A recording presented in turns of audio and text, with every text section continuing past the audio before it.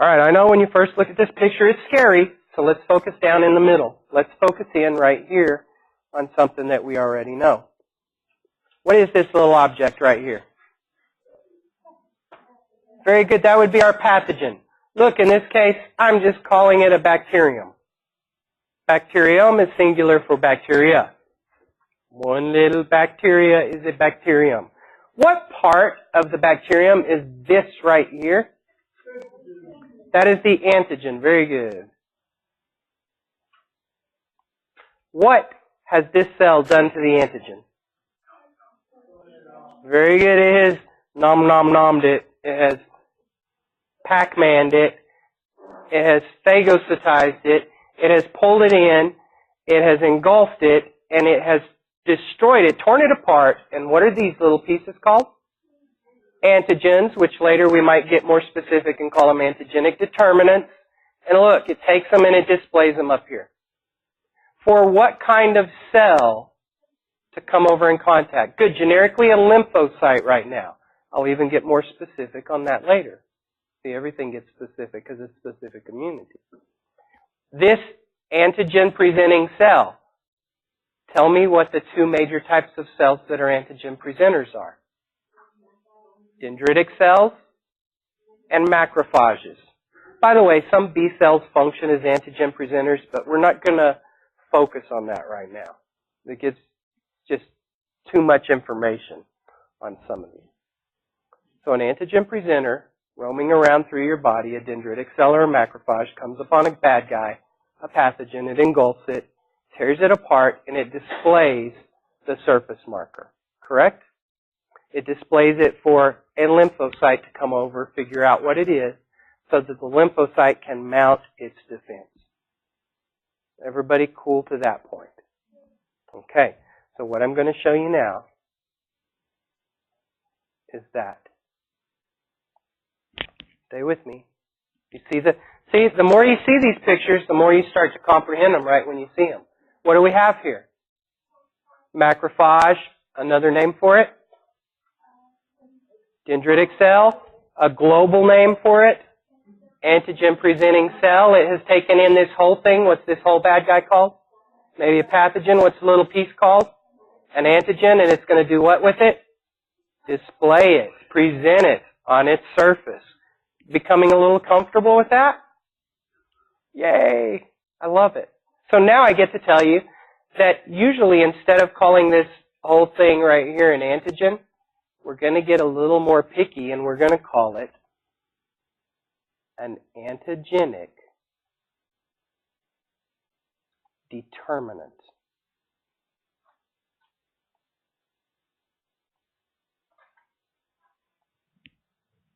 An antigenic determinant, which I will almost always call, look what I called it up here, an AD.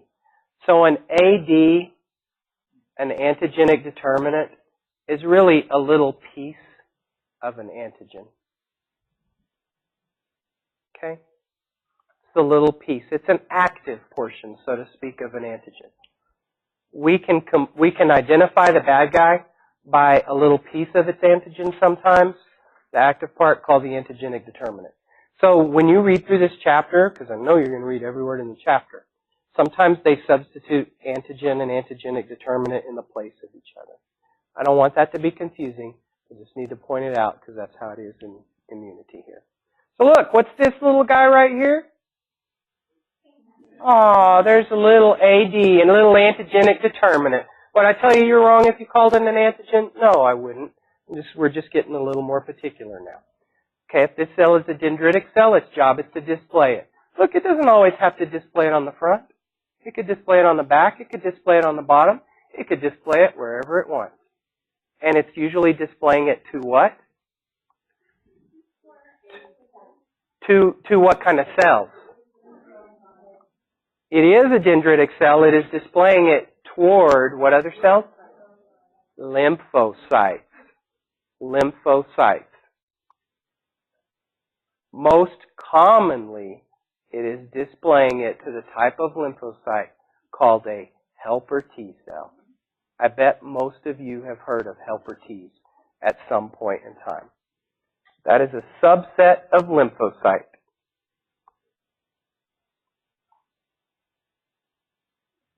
Okay, so look how we're staying at the top here. We're staying at the top. We're not learning everything up here, but we're staying at the top. So now we can generically say this. A pathogen is engulfed by an antigen-presenting cell, okay, macrophage, a dendritic cell. It's engulfed, it's torn apart, and it's displayed upon the surface. And the cell that comes over to identify that, the majority of the time will be a helper T cell. A helper T. Want to tell me what a helper T is going to do?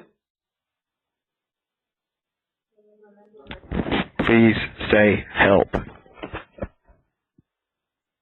Help. It's going to help. How's it going to help? It's going to tell the other cells that that's the bad guy. Okay? The helper T cell is going to tell the other two types of lymphocytes, the T cells and the B cells, that this is the bad guy that you need to fight. Yes, it's a tattletale, but in this case we love it. Very good. Might help you remember it. So how does a helper T cell get the other T cells or the B cells to be activated? It's very simple right here. See the word I'm circling? Helper T cells release a category of chemicals that we call cytokines. Cytokines. Cytokines, oh boy, we have to go back in our mind. Cyto means cell.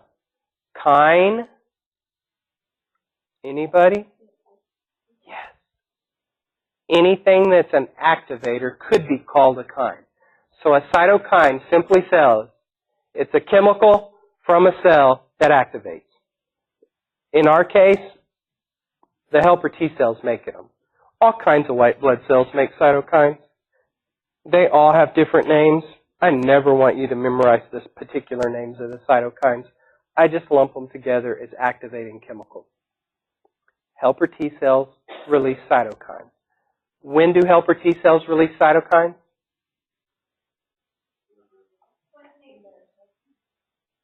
Whenever they contact an antigen presenter and figure out what the antigenic determinant is, then a helper T cell will dump cytokines out.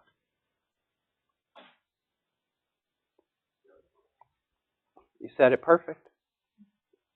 Perfect, perfect, perfect. So look here. Aha.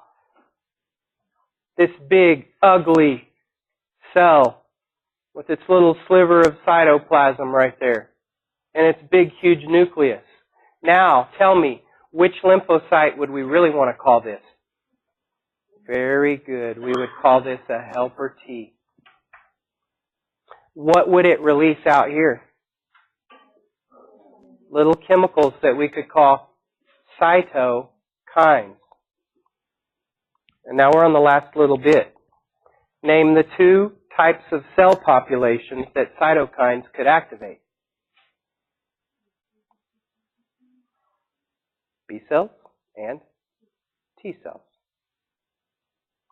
So look, I'll put a little cytokine train going this way too.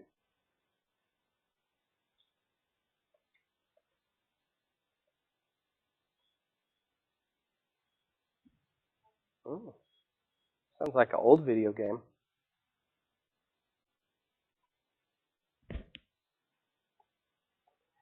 Name this cell. Okay, give me a generic group name for it. Oh, wait, macrophage is a generic group name. Give me a more generic name that fits with the immune system. Antigen presenting cell, right? What's going to contact, or sorry, what is this called now? Very good. We're going to get picky and call that an AD. What cell is contacting the AD? A helper T cell. A helper T cell is a helper of both T cells and B cells. It activates them both through use of what chemicals? cytokines, and here's the real big picture of it. B cells will produce what? Look, there's a little memory device trying to help you out. What are those things? Antibodies in response to what has just happened.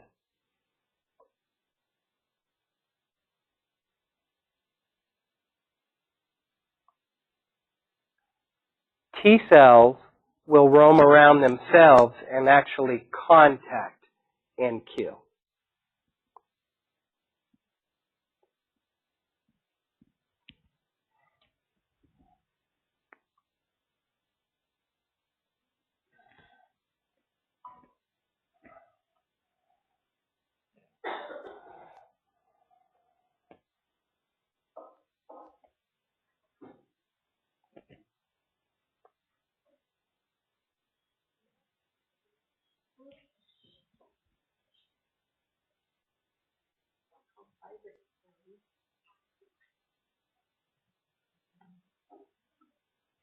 Tell me what activates T cells and B cells?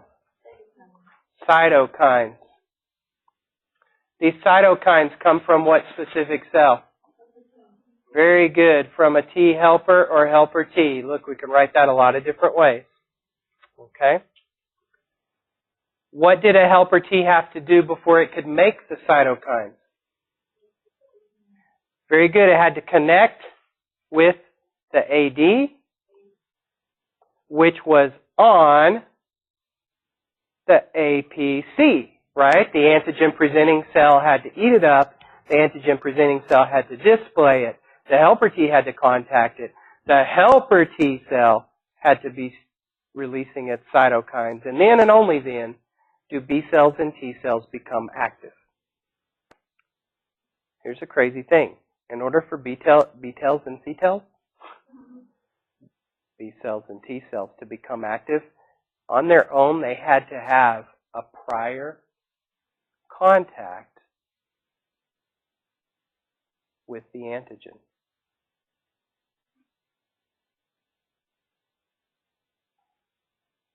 Prior contact with the antigen. Well, where did this happen? Notice I can abbreviate antigen AG. So that might have happened in the lymph node.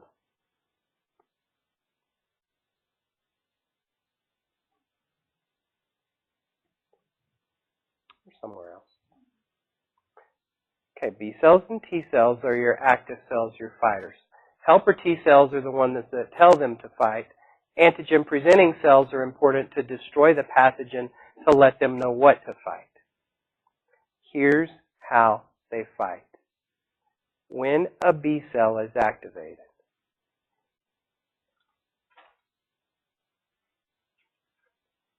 it will clone itself. It will start to rapidly divide. Okay?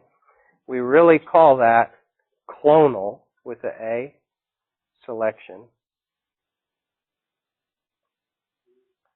You want to take a wild guess what a T cell will do when it's stimulated by cytokines?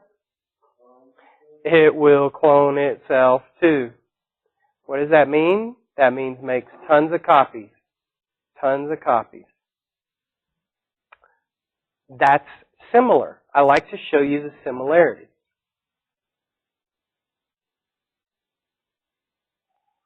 The big picture difference is this. These active B cells, when they start to fight, the way that they fight is by making what? Antibodies? A T cell does not. The active fighter T cell is called a cytotoxic T. And the cytotoxic T kills by contact. It means it roams through your tissues and has to touch the bad guy to kill it. A B cell does not. A B cell just dumps millions upon millions of antibodies out into the plasma or the interstitial fluid or lymphatic fluid or whatever body fluid it's talking about.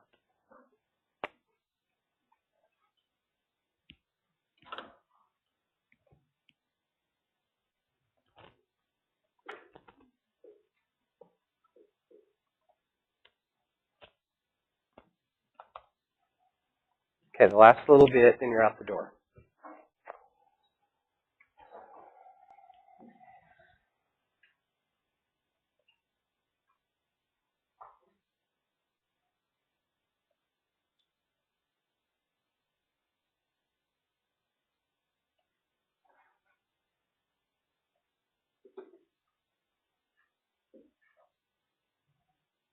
When we talk about specific immunity in general, the big global concepts of specific immunity, we say that there are two major processes. There is humoral immunity, and there is cell-mediated immunity. Both of these begin with one of these guys, Pac-Man. What are we going to call him? An APC. Engulfing a pathogen, tearing it apart and displaying what on its surface? An AD. A little, what kind of cell coming over in contact in that? Helper T cell, and that would release chemicals called cytokines, and that would stimulate either the B cells or the T cells. The type of immunity that B cells produce is called humoral immunity.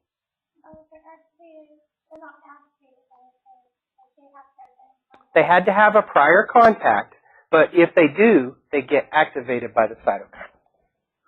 Okay. So can you tell me what humoral immunity means if it's what the B cells do? It means antibodies being released into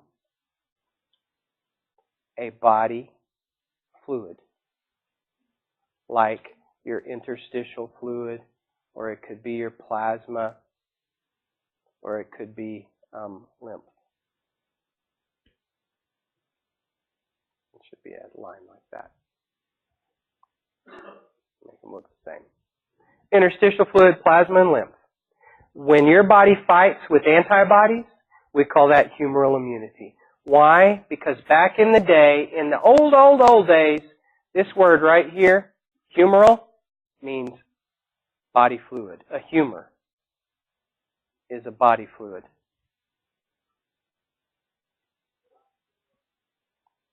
Cell-mediated immunity is called cell-mediated immunity because it involves the T cells which contact other cells. So it's cell-to-cell contact, not dumping some chemicals in a body fluid. Since it's cell-to-cell contact, they choose to call it a cell-mediated type of immunity. Those are the two large arms or two large branches of specific immunity. Humoral, what cells control it? B cells. And cell-mediated, what cells control that? T cells.